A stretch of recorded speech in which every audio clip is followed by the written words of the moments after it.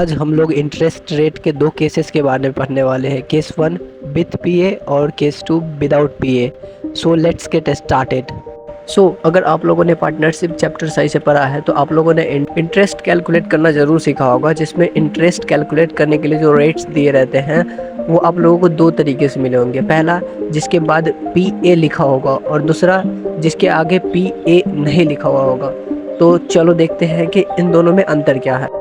सबसे पहले पीए का फुल फॉर्म होता है पर एनम, मतलब एक अकाउंटिंग पीरियड के लिए। अब जहाँ पे पीए नहीं है वहाँ पे एक अकाउंटिंग पीरियड नहीं होगा, सिंपल सी बात है। चलो अब इसे अच्छे से समझने के लिए एक एग्जांपल लेते हैं। एक पर्सन एक्स है जो पर्सन वाई को 10,000 का लोन दे रहा है, जिस पे इंटरेस्ट रेट लग रहा है 6% पर एनम के हिसाब से। मतलब आज से 1 साल बाद पर्सन वाई से पर्सन एक्स को 10,000 का 6% इंटरेस्ट के रूप में मिलेगा। ये था पहला केस। अब दूसरा केस में इंटरेस्ट रेट के बाद पीए नहीं लिखा हुआ होगा। तो अब जब पीए नहीं लिखा हुआ है तो हम इंटरेस्ट अब टोटल अमाउंट पे कैलकुलेट करेंगे। हमें टाइम से अब कोई मतलब नहीं है, बस यही कंसेप्ट है। अब चलिए एग्जांपल देखते हैं जो कि आपको कंसेप्ट में पूरी तरीके से क्लैरिटी दिला देगी। अब सपोज करते हैं कि पर्सन एक्स ने पर्सन वाई को 1 अक्टूबर 2025 को लोन दिया था। तो अब इंटरेस्ट क्या हो जाएगा, चलो कैलकुलेट करते हैं साथ में। टोटल अमाउंट था 10,000 और इंटरेस्ट रेट था 6% का।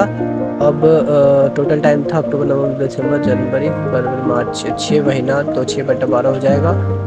6 से 12 कट गया, मतलब हाफ ईयर, मतलब हाफ अकाउंटिंग पीरियड। अब 2 0 से 2 0 कट गए। अब 2 6 को काट दिया। अब 3 से 100 मल्टीप्लाई होकर 300 हमारा टोटल इंटरेस्ट आ गया। ये था केस 1। अब हमें देखना है केस 2।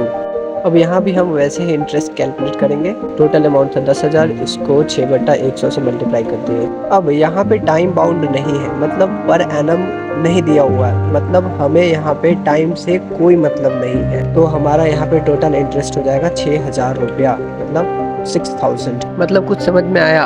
अगर पर्सन एक्स ने वाई को 30 मार्च को भी लोन दिया होता तो अकाउंटिंग पीरियड के एंड में, मतलब 31 तारीख को उसे इंटरेस्ट के रूप में 6,000 रुपये ही देने पड़ते। तो ओवरऑल हमें क्या समझ में आया? तो अगर पीए लिखा हुआ रहेगा तो हम टाइम के अकॉर्डिंग सॉल्व करेंगे, और अगर पीए नहीं लिखा हुआ रहेगा तो टाइम यहाँ पे कोई मैटर नहीं करेगा। मतलब हम टोटल अमाउंट का इंटरेस्ट परसेंट इंटरेस्ट के रूप में पे करेंगे। और यही था कंसेप्ट पीए और पीए के बिना इंटरेस्ट रेट का। चलो भाई लोग, अगर आप लोगों को ये कंसेप्ट क्लियर है तो मैं अभी आप लोगों को एक क्वेश्चन देने जा रहा हूँ जिसके 3 केसेस हैं। सॉल्व करके दिखाओ और आंसर कमेंट करो। और हाँ, मैं पहले ही बता देता हूँ, केस 1 का आंसर 3,000 या 1,500, या फिर केस 2 का आंसर 4,200 और केस 3 का आंसर 50,400 नहीं है। मुझे पता है आप लोगों में से कई लोगों का आंसर ये आएगा, इसलिए मैंने पहले ही बता दिया है।